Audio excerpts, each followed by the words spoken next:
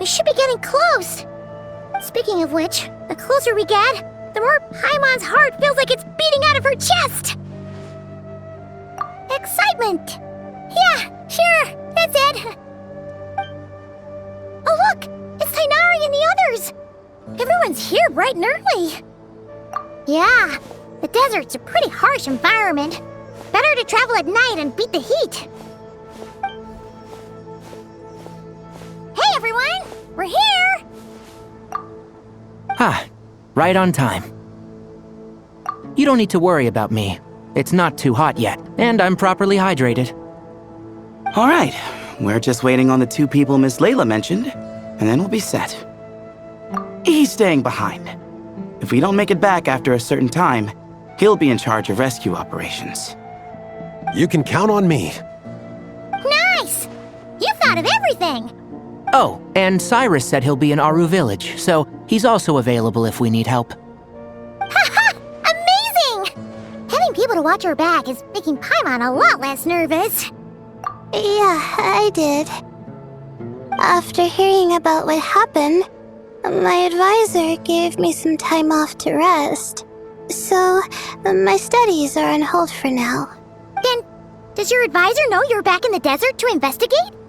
Yes, but I was only allowed to come after I mentioned that General Mahamatra would be there too. Haha! Quite the reputation you've got there, Sino. Something wrong? You haven't said a word this whole time. Are you in a bad mood or something? No. Being skilled with words also means being a good listener. I'm just reflecting on what you're saying. Oh, Hatham! Kaveh! Ha! Over here! Darn it. I was just setting up a brilliant... Yeah. I'm sure you'll find another chance. The important thing is, our scribe and our renowned architect are here at last. High praise. But wait, why am I renowned and not him? He's just as famous as Sino, Dia, or Nilu. That just means your level of fame is even greater. How could a lowly scribe hold a candle to you? Lowly scribe? Please. All those strings you pulled to get those new books from the House of Dana? What do you call that? Borrowing. Anyone with an employee ID can do it. Uh-huh, yeah. The House of Dana bends over backwards for just anyone, does it? Send a report to Lesser Lord Kusanali then. Let her know someone at the Academia is abusing their position. Hey! I never said abusing! Impressive verbal sparring, as always. Oh, hello to you too, Marak. Well, looks like your assistant is raring to go, Kaveh.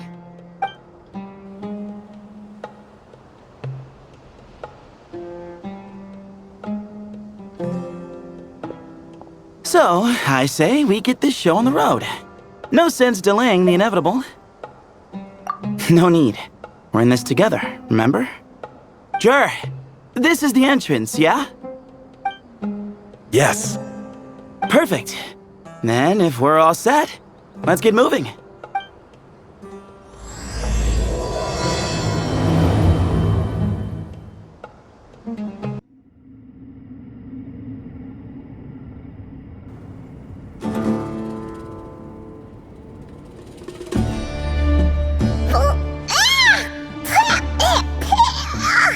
Paimon's mouth is full of sand! Ugh. So that's what falling into quicksand feels like? If this was quicksand, we would have struggled to breathe. No. I think this was regular sand, and we didn't sink into it. We fell through it. Into this place. Agreed. In other words, sounds like a you problem, Paimon. Haha, very funny. No, wait, Paimon's the only one. Ha! See? What? I'm the only one with sand in my shoes? Yeah, right.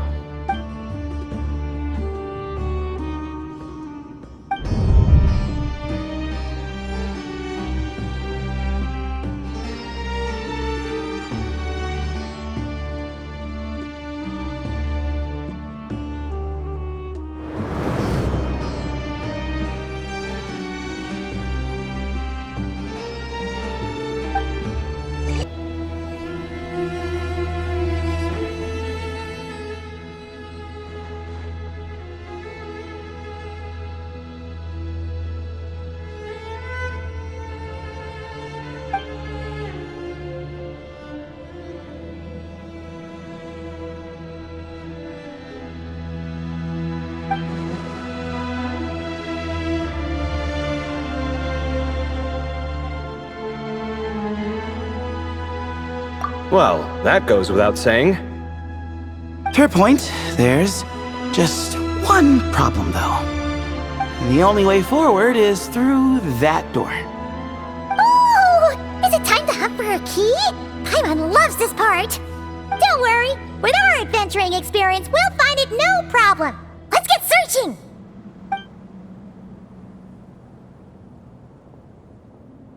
Marak, this isn't really your old home, is it? No idea what that means, but Marak does sound pretty happy.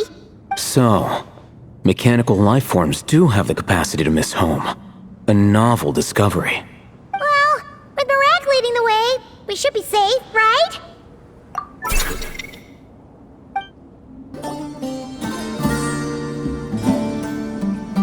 Hold on. At this rate, Paimon's gonna lose her title as best guide to a mechanical suitcase. Aw, thanks. Hey, wait. What do you mean, useless? Well, no weird mental symptoms so far. I'll take that as a win. That said...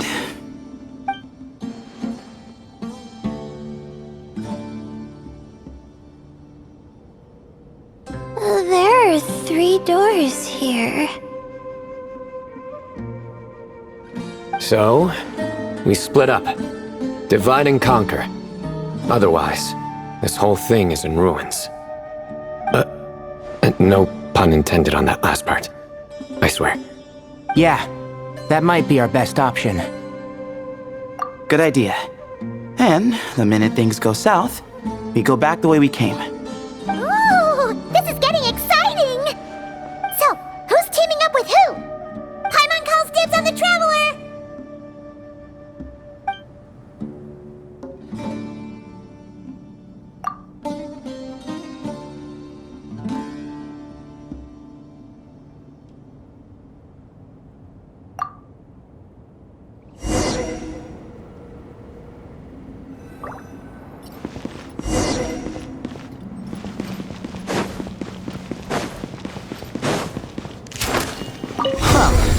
This takes me back.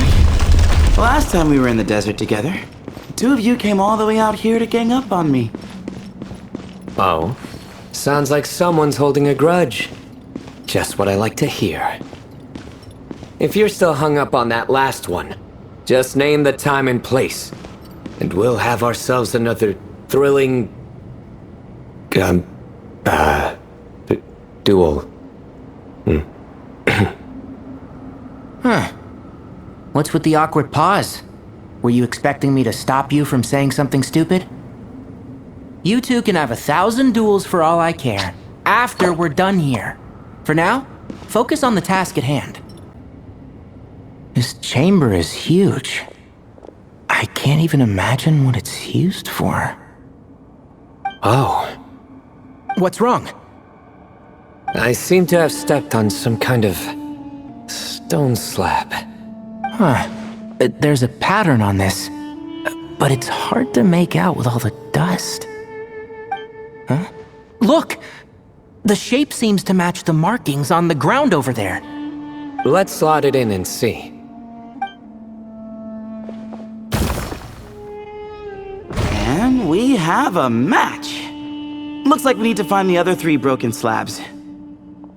Let's search the area, but be careful where you step. We just need one more. Huh.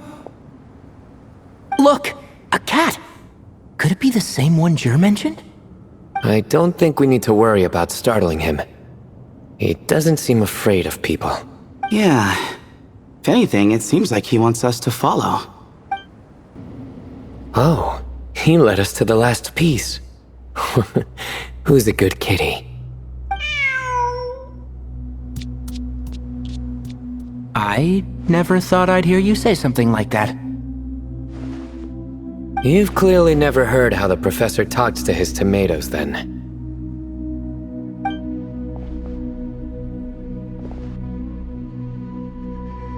Alright, well, that's that. Now, we need to figure out how to get rid of all this dust. Behold, the great Vayu Viastra. Be honest. You've been waiting to say that for how long now? Just activate the mechanism. Huh. It worked. It's a picture of... 3 Hermanubises? That can't be right. The ears aren't vertical. Oh, true. And the looks fall short. My hat is much better looking.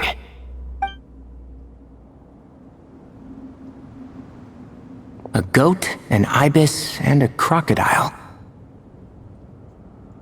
Oh, wow. Our botanist knows more than just plants. Riveting observation. I was just thinking. These 3 figures look a lot like the 7 pillars of King Deshret. That's right. These are our colleagues. Our what now? You sure about that? Just kidding. But what I meant by that is, these were Hermanubis' colleagues back then. The middle one is the Goat King Harashef, Minister of Ministers, the god Amun's most trusted chancellor. Records say he was the deputy king of the Desert Sands, chief among the 7 pillars. Someone even more impressive than Hermanubis? I wonder if that ever got his goat. Sorry, couldn't resist.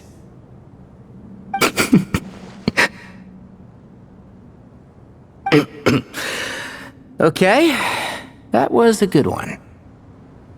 Wait, really? I've got so much more where that came from.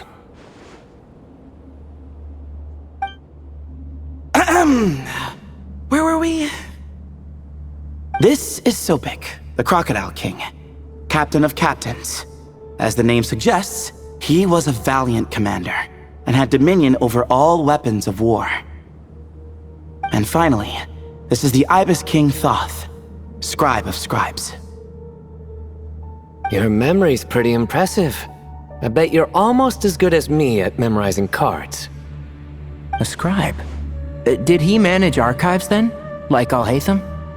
Wait, that's all Alhaitham does? I never knew being an academia scribe was such a cushy job. Well, that's how his friend put it, anyway. But it does seem like he has a lot of free time. Well, I don't know much about the academia, but I'm sure the Ibis King had more responsibilities than that. The temple's records say he represented the wisest aspects of King Deshret, inventing the desert script and arcane arts at his king's command. He must have been quite the impressive man then. Or creature, depending on how you look at it. Still, why are these 3 the only ones represented here? What about the other pillars of King Deshret? Maybe because the 3 of them were extra close? Huh. Kinda like us. Oh yeah! Maybe we should have someone inscribe us on a commemorative stone slab too. Or we could just take a picture. It would serve the same purpose. Anyway, no more distractions. Huh.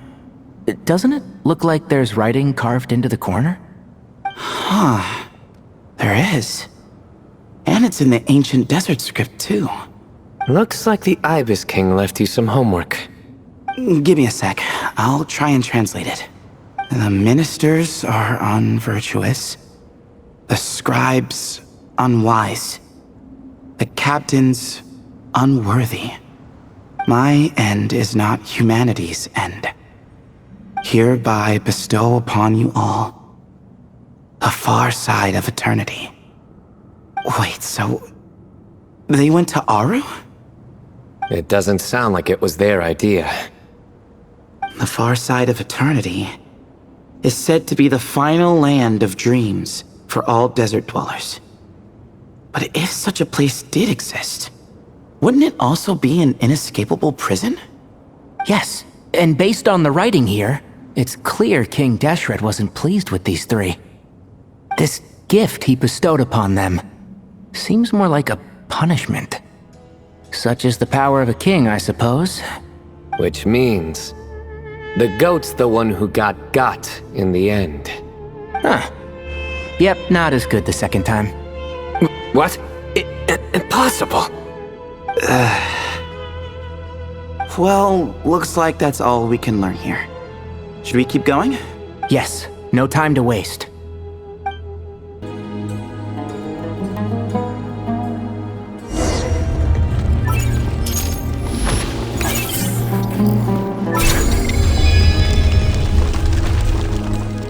Jeez, who knew a suitcase could be so fast?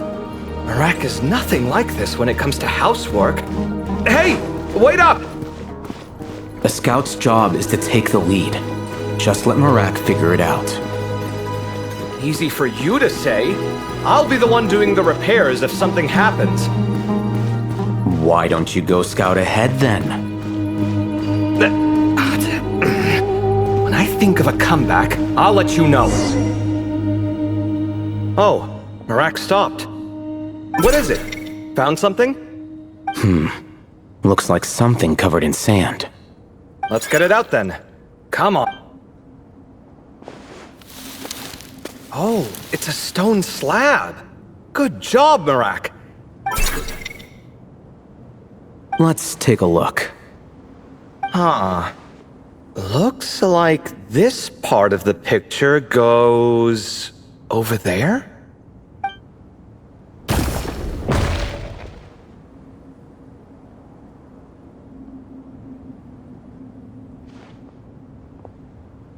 In that case, there must be other pieces. All right, and let's look around. Hey! Why are you sitting down? I thought Marak was helping. Oh, so you do know what that word means. Great. Are we supposed to just sit back while Marak does all the work? No, I doubt you could do that. Exactly. But I can.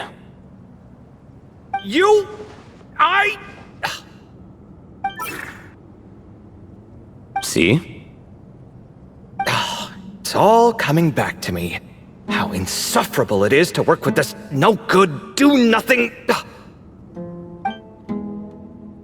We could be more efficient, I agree. I'll work on this piece. You take care of the rest. Looks like we found them all. The pieces fit together like a glove. But we can't see what's on them. Turn around. Huh? Look. Oh, I've seen this before. It can create strong winds. Just what we need to clean off the slab. Come on, let's... Hey! Don't worry about me. If I sit here, I won't be in the way. Oh, you don't want to be in the way? Then sit right in front, so the device can blow you straight back to Sumeru City. Better get to work. Done. Huh. That's one big cat. And there's a shattered crown. I think it's depicting some kind of story. Look, there's writing too. The Ibis King answered the young noble, granting him the wisdom he sought. But the fragile crown was shattered by lies in the end. Here I leave the name, Gudars. Gudars? I've seen that name in a history book before. He was a young noble who sought to save his realm, and a king who once united the desert. That's right. Although his methods were rather shameful. During his long reign, he betrayed his family and the nobles who supported him, only realizing the error of his ways after his enemies left him nowhere to turn. But by then, it was too late. Seems like a common occurrence across history. Different people, same mistakes. It's an inevitable pattern, destined to repeat itself. The writing mentions the Ibis King, but a cat is depicted here. Does that mean... So far, what's depicted on the slab seems true to history. In which case, This cat is either a proxy for the Ibis King or a manifestation of said king himself. Exaggeration is a common method ancient records use to highlight a being of higher status. And as we know, Layla and Jur both heard the sound of a cat while escaping the ruin. You're saying the Ibis King, one of the legendary 7 pillars of King Deshret, is here, still helping those in need? I'm saying we can't rule it out.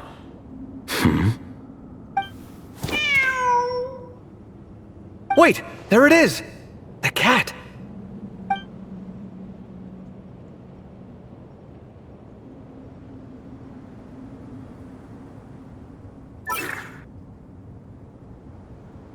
Ah! Marak went after him!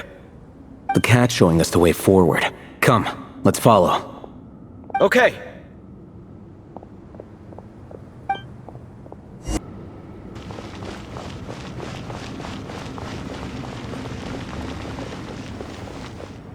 Huh. The cat's gone. Yes, but look where he led us. Oh. Another slab. It looks similar to the last one.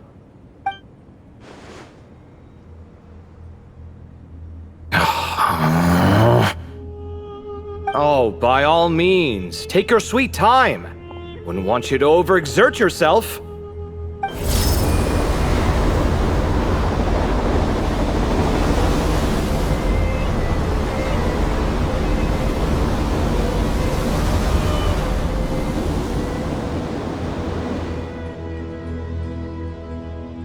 Huh.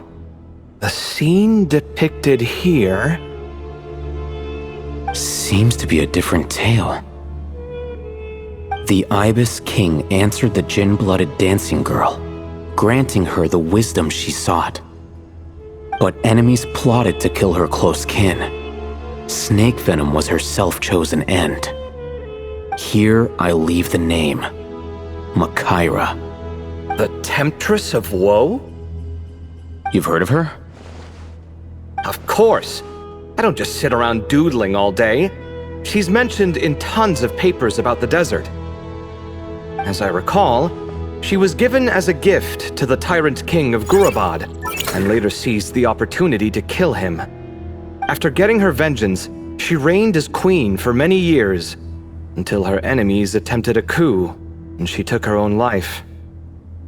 That's more or less the version I've read as well. It seems this queen also had dealings with the Ibis King. Yeah, I'm starting to find this whole granting wisdom business a bit concerning. I mean, considering how Gudars and Makaira ended up, it might not have been a good thing. But, at the same time, if the cat guiding us is linked to the Ibis King, then he doesn't seem like a villain either. People are complicated, and the same is true of the servants of the gods, no matter their wisdom or power. Let's reserve judgment for now and keep moving.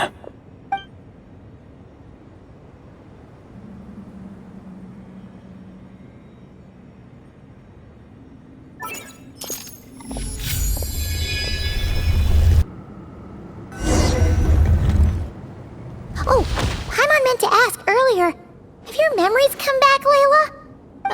No, sorry. To be honest, nothing about this experience feels familiar. Besides, my focus is the stars, so I don't spend a lot of time exploring ancient ruins. Guess that makes us the senior researchers in this scenario. Stick close, all right, Layla? Okay.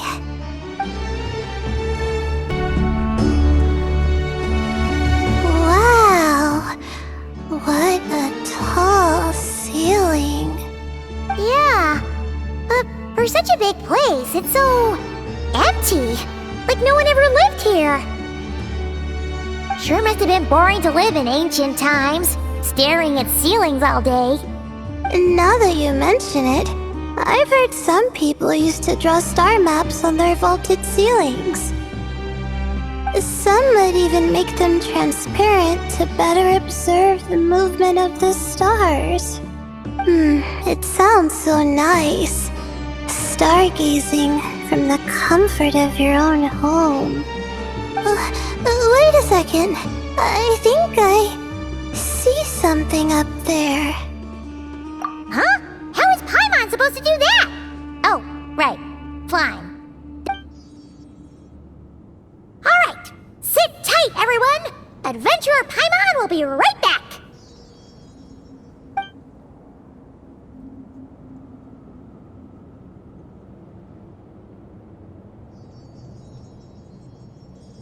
Okay. So, there's nothing super special up there. Just a couple of shelves, tables, jars, and scrolls. And a whole bunch of dust, dirt, and sand. You really want to search through all that stuff? Well, when you put it that way... Come on then, let's see what we've got. Paimon's hoping for something super valuable. Thanks. I'll stick close. I think that's everything. Most of the documents are in the ancient desert script, except these ones. These seem old as well, but the handwriting makes them stand out. Right! Let's arrange them in chronological order before we read through.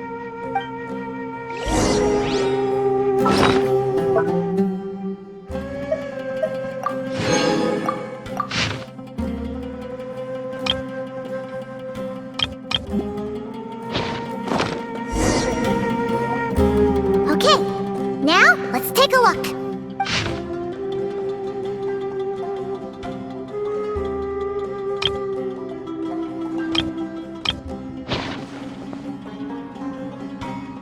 Maybe this person fell in by accident, like Mr. Jur and me. Yeah, maybe. But they don't sound super worried about their situation. So, either this person's an ace adventurer, like the Traveler, or some kind of super optimist. An optimist, huh? Oh, I wish I could be that sort of person. That's right! You're detailed and passionate. Great qualities for an adventuring buddy. This optimist seems super obsessed with exploring every corner of this place. That could have gotten them in big trouble for all we know. Well, I appreciate the compliment. It's almost magical how words like that can make you feel like you can do anything. I only wish that magic could last a little longer. Until I figure out my new study topic, at least. Oh, looks like you were spot on, Paimon. See? Told ya! That's what happens when you don't think things through. And all this talk about seniors and juniors, he was a student just like you, Layla. Whew, he sure talks a big talk for a student, though. You'd think he was some kind of old scholar instead. Huh. What is it? Did Paimon say something wrong? No, not at all. I was just thinking, and this might sound rude, but the way this person speaks is just so... you noticed too. I mean, it's good that he helped treat his companion's wound, but it didn't seem like it was out of kindness. More like he was looking out for his own self-interest, or thought he could get something out of it. I don't know. Maybe I'm reading too much into it. Yeah. If you're both in this dangerous situation together, wouldn't you mention them at least once? If it were Paimon, she would write down the name of every single person she was with. No one would be able to get away. Actually, I find Paimon's approach quite sensible. It makes sense from a safety perspective, too. That way, if anyone came to the rescue, the notes would be able to tell them everything they needed to know. Whoa! That's genius level thinking!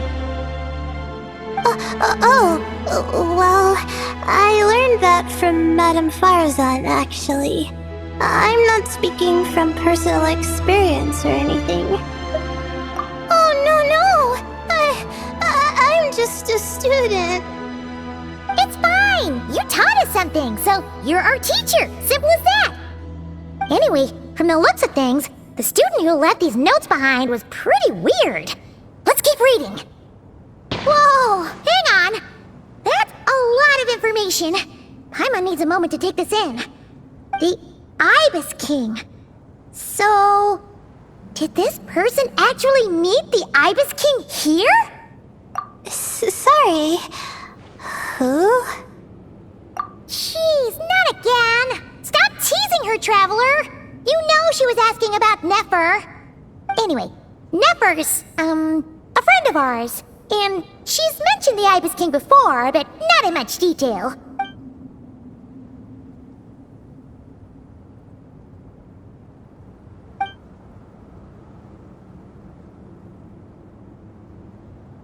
Oh, I see. Well, that's not too surprising. Most people in Sumeru know about King Deshret, and most in the academia have at least some knowledge on the 7 pillars.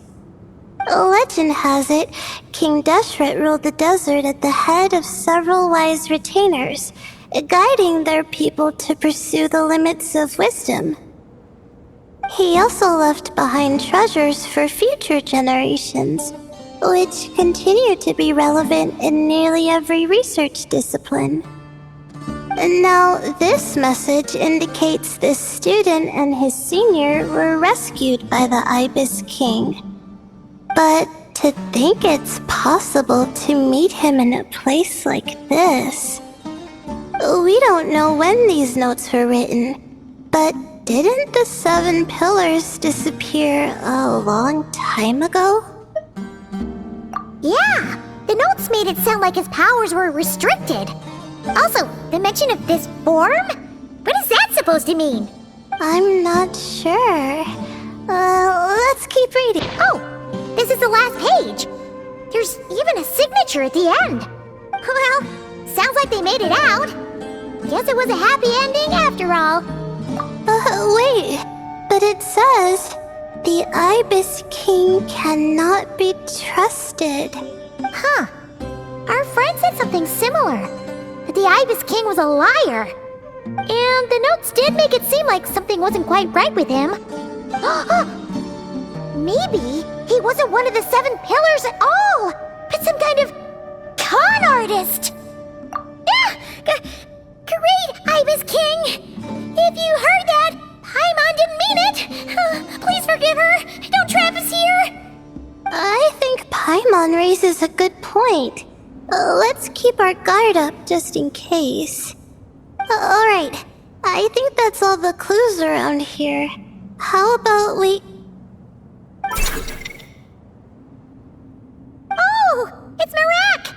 That means Kaveh and the others should be around here, right? Hello? Anyone up there? Can you hear us? Yeah, we can! You know, sound travels just fine in an empty chamber like this. You don't have to shout. Of course, if you're shouting to express your excitement at being reunited, by all means, pretend I never said anything. Yelling like this is kinda exhausting. Come on, let's head back down.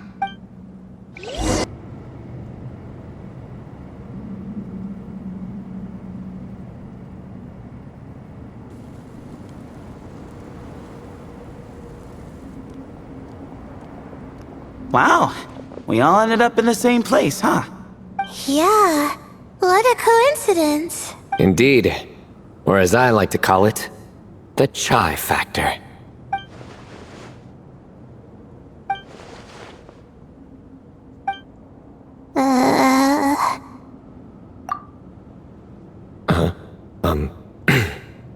No reply?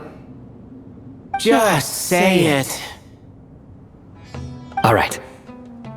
Because it's spice to sweet brew again. Oh, hey, that's a new version. Wait, what? You've never heard that one?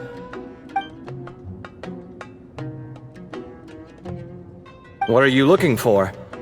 A place to sit and read my book. Oh, great. What else is new? Well, looks like everyone made it through unscathed. Let's take this chance to get some water, rest a bit, and discuss what we learned. Sound good? Yeah, let's debrief.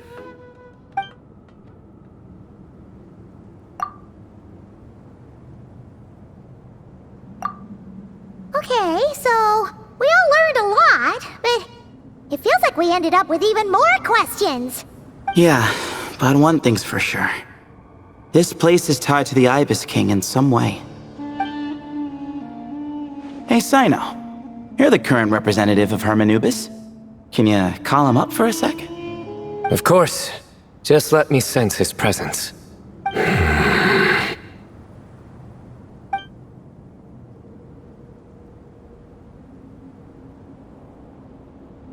Just kidding. I can't sense him at all. Jeez, Sethos. Did you set him up for that one? What are you, a two-man act? Sorry, Hermanubis isn't like the Ibis King. He can possess me, but I can't talk to him whenever I want. Oh, truly? Does that mean he's gone? I would have liked to reminisce about old times with him. The cat! It speaks! Of course it speaks. In fact, it is not an it at all. You do me a great offense. My apologies. Esteemed cats, sir? Oh, this little contraption is still here. Contraption? No, this is Marak. Which means you do his assistant a great offense. Huh? Well, I didn't mean... Well, I apologize. I wasn't referring to this Marak, but rather the thing that operates it. King Deshret was quite partial to it. I have forgotten what it was called. It must have had an official name, albeit in the old tongue. Even if I did remember, I would need to translate it into modern language. It's not important. Marak's a fine name. Even better than the original, if you ask me. Who thought of it? And the remodeling, quite well done indeed. This Marak looks much happier in its current form. Oh, and the components should have model numbers written on them. You can look them up if you're curious. This cat talks a lot. Quite the one-sided conversation. Is this what the Ibis King was like? He seems quite eloquent. I wonder if he plays cards. Ha! I knew Marak was a great name. Go me! Let's see, what page was I on again? Should have brought a bookmark. That all went over Paimon's head.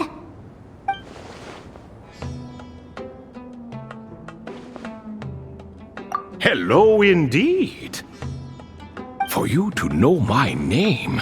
Yes, I was not mistaken. You are special among your companions. But you are all guests. It is only proper to invite you in. Come then, this way.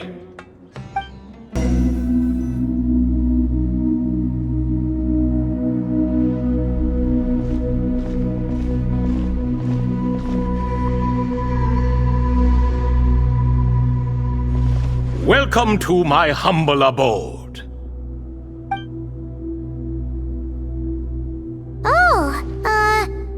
Your house sure is spacious, Lord Ibis King. I fear it's not quite what it used to be. In fact, it has long ceased to be my home at all. It belongs to the descendants of the cats I once raised. Such adorable creatures, aren't they? Take the one I'm borrowing here, for instance. A chubby fellow with such lovely fur. Anyway, tradition dictates that a special guest such as yourself be presented with a gift.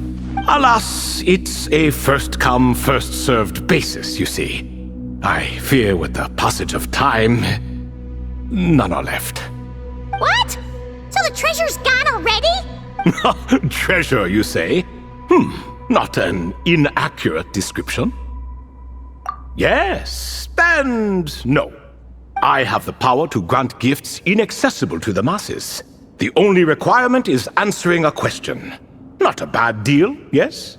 Of course, my questions were given unto me by King Deshret, who in turn received them from the Mistress of Flowers. There are 3, and no more. What causes our rise and fall? What obliterates love and hate? What determines truth and falsehood? The more he talks, the less Paimon understands. I see. That must mean Gudars and Makaira managed to answer 2 of the 3. Another who understands. Oh, so that's the event those 2 slabs are depicting. Ah, priests and their records. A singular obsession, and quite boring too. After being imprisoned within Aru, I could, on occasion, take the form of a cat to converse with those around me. But I despised speaking to them. No conversational skills whatsoever. Now, humans like you who stumble in here from time to time, you are much more interesting. Hold on! We're getting off topic again. The 3 questions you just mentioned? What are they for, exactly? Ah, that is a story that begins with King Deshret. And we're in for another long one. Nostalgia for the past is common to us all, is it not?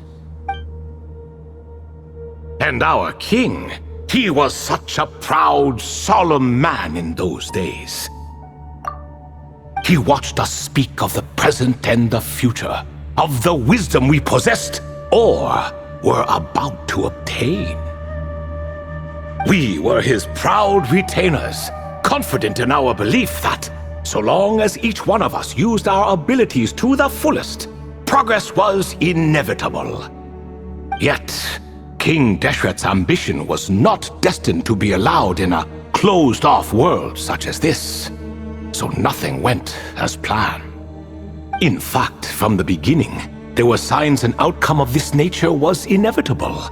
Because although there were 7 pillars, one was forever absent. Al-Ahmar would insist the Dendro Dragon Sovereign was one of us, but the dragon herself rejected that idea. Huh. Like a card you can never seem to draw from your deck. More like a card that was never in the deck to begin with. Alas, that's just who Al-Ahmar was. There was nothing we could do about that. And I always preferred chess to cards. In the end, life grew unbearable for our king. But, of course, those who remain must continue to live on. But subjects like us were less fortunate. After all, the fate of a retainer is decided by the king, including the chance to walk away. So it was then that King Deshret had Kroko, Goti, and I locked up within Aru, where we remain to this day. Kroko. Ah, of course. You're more familiar with their full names. Sobek, the Crocodile King, and Hereshef, the Goat King. And let me tell you, when it comes to chess, Hereshef was a habitual backseat strategist, always spewing nonsense from the sidelines. Well, Sobek was all too quick to take his terrible advice, to the point where I was the one who got accused of cheating. Chess is an exercise in patience, and that man couldn't sit still to save his life. He could never excel at that game. In fact, neither of them were good at chess. Even so, we played together often, and since I was always the winner, we got along quite well. What are you laughing at? Were we not good friends?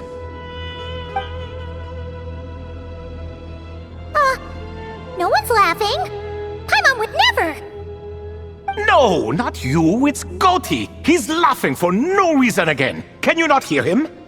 Ah, right, of course you can't. The 2 of them are inside Aru, as am I, so only I can hear them. What is even going on here? Has he, started to lose it after being trapped for so long? That does happen to prisoners serving life sentences. Speaking of which, How's Azar doing these days? I doubt he's doing much of anything. Just what I wanted to hear. What is the meaning of this? You doubt my words? I have half a mind to not talk at all. Oh, no.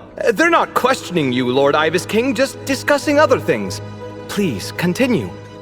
In that case, where were we? Getting to the part about the 3 questions. Hopefully. Ah yes, we're almost there. Before I entered Aru, King Deshret said I could be released from my eternal seal if I chose humans who could provide the correct answers to those 3 questions. The first person who caught my eye was Gudars. I asked him, "What causes our rise and fall?"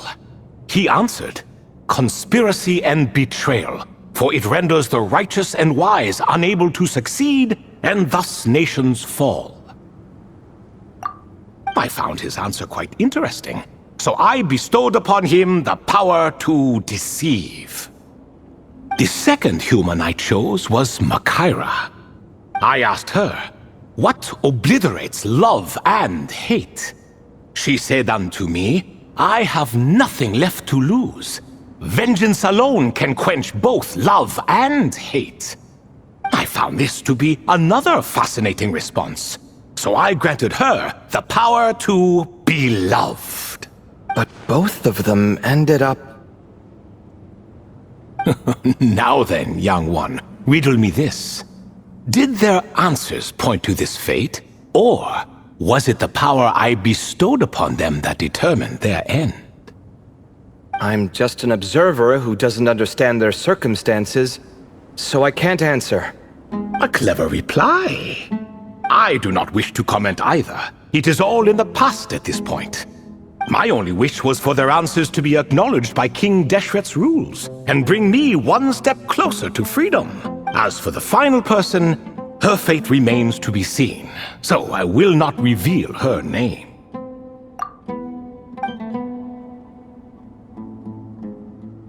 I asked her, "What determines truth and falsehood?" and found her answer quite compelling, so I bestowed upon her a gift to match. As you can see, however, I have not been freed, so it's clear the answer she gave at that time was wrong. But alas, 3 people were chosen and 3 questions were asked, so now all I can do is wait. Wait until her wisdom is in line with the rules set forth by my king. Until she has found the true answer to that question. No wonder there was no 3rd stone slab then. Or perhaps you're just not ready to include her in the story. Though that might be a generous interpretation. Well, it's not merely because her story remains unfinished. As the remaining priests of this place left or passed on, there were none left to record the events that followed. Besides, stone slabs are few and far between in the Great Red Sands. In the sprawling desert, very few things or people even manage to leave a trace. But sometimes I can't help but wonder. If that young man from several centuries ago had been willing to answer my question, would I have left Aru by now? Wait, so there was someone else? Of course, it has been thousands of years after all. All sorts of people have stumbled upon this place, but I only chose the special ones. That young man had such a singular intelligence, though his companion, by contrast, was rather average. The author of those notes we found? The student named Zondik? Ah, yes, I think that was his name. In truth, I was unsure whether I should grant him my 3rd remaining gift. He was, of course, exceedingly clever, but he was also mistrustful and narcissistic in equal measure, and there did not seem to be a line he was unwilling to cross. Too much power could be dangerous in the hands of someone like him, so I found myself rather relieved when he declined my gift. Oh, he turned you down? Did he give a reason? Yes. He said he didn't need it. I still remember the look in his eyes. Nothing stood out per se, and still I could sense contempt and disdain radiating from his gaze. I could not give an exact reason, but on instinct I just knew it would not end well to get close to a man like that. So, I tricked him. "Stick close to your companion," I said. "Only the descendants of Tulatula can come and go as they please.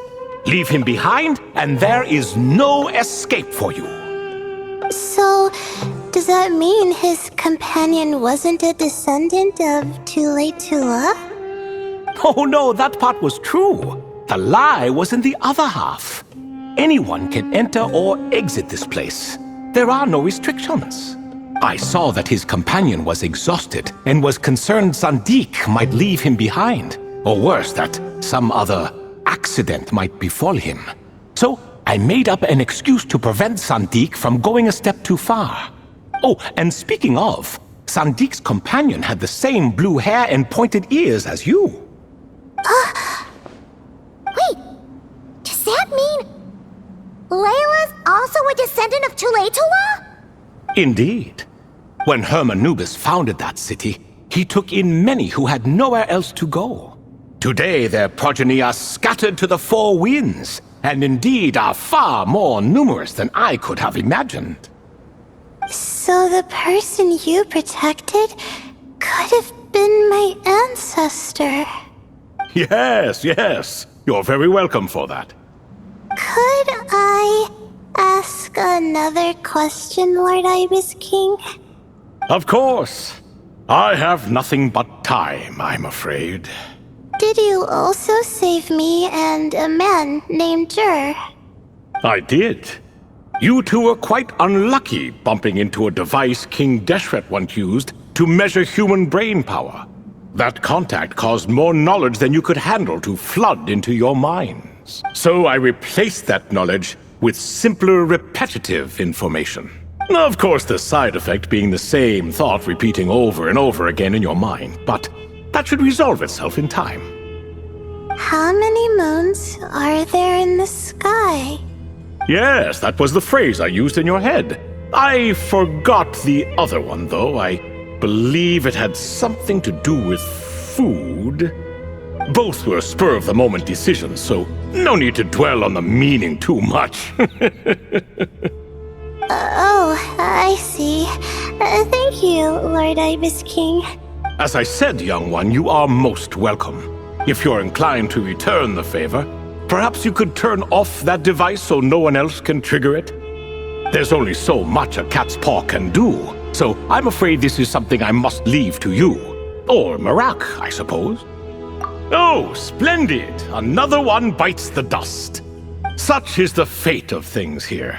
Day by day, little by little, the remnants of ages past fade into obscurity. For that reason, the gifts of bygone eras, be they tied to your blood or technological in nature, are not to be revered. They are tools, nothing more. Disrespectful? I simply make the most of what I have. Besides, our king has been gone all these years. What good does it do to revere him now? Oh, are you talking to the Goat King again? No, Croco this time. He's pestering me for another game of chess. Says he wants to even the score. Wishful thinking, if you ask me. If we counted one push-up for every loss, he'd owe me 300,000 by now. Of course, that's just a rough estimate. I've never kept count. It appears that's something you like. Being someone unable to be defeated. I suppose so. All right then. Time for me to extend my winning streak, and for you all to head home. In truth, deep down, I know even the answers to those 3 questions will not change my fate. But that is for me to reckon with. Go on now. Excuse me. Do you even know what time it is? I've harvested 3 crops of tomatoes while you've been gone. You're exaggerating, Professor. I'm making a point. There's a difference. The sincerest apologies for keeping you waiting, Professor Cyrus. See, that's what I call manners. Now, are any of you hurt? Nope. It went way smoother than we expected, actually. I presume the investigation is complete then. Come, tell me all about it. Oh my, did you luck out? If you've read the work from the Vahumana Dashan, you would know that the Ibis King has, well, let's call it a mixed record. Perhaps he softened up a bit in his old age, and that's why he chose to help you. Or perhaps he just didn't have a good enough reason not to help us. See? Marak agrees. How do you even know that's what Marak meant? That could have just been a happy noise. In any case, there's a lot to be happy about. We figured out what happened to Layla and Jur, and there were some unexpected takeaways too. Yeah, I never expected to learn about my ancestry. I've always thought of myself as just an ordinary student. I never would have even considered something like that could be true. Come to think of it, our ancestors might even have been friends at some point. Huh? You're right. Maybe I should take a trip back home to see if I can find any records about that. Oh, I was just throwing that out there. I wouldn't want you to go to the trouble. It's fine. My advisor gave me a break, and I still have a few days left, so... Oh, wait. My study topic. I haven't made any progress at all. No. I need to focus on that instead. Right. Couldn't you help her, Professor? Huh? No, I could never. Me, you say? I'm from the Spatamar Darshan, and I don't think that Nephis or Zahahadi researched the stars. All I have to offer are my homegrown tomatoes. Although I suppose it's not impossible, I can ask a few old friends to recommend some interesting topics. You really don't have to. It sounds like a lot of work. Hardly. A few passing questions while we water the plants? It's no trouble at all. Thank you so much. Of course. Now it's getting late, and you all must be tired. Let's wrap things up here.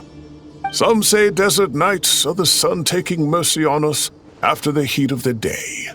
So, let's leave while she still feels merciful.